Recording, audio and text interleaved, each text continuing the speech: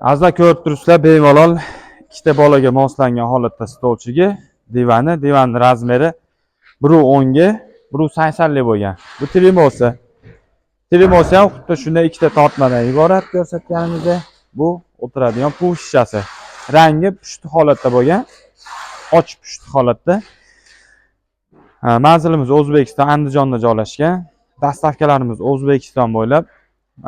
Dastavka puli alohida kelishilgan holatda bo'ladi. Kimga kerak bo'lsa, pastda nomerlar qoldirganmiz. Aloqa qilib o'zingizlarning mahsulotlaringizni zakaz qilishingiz mumkin.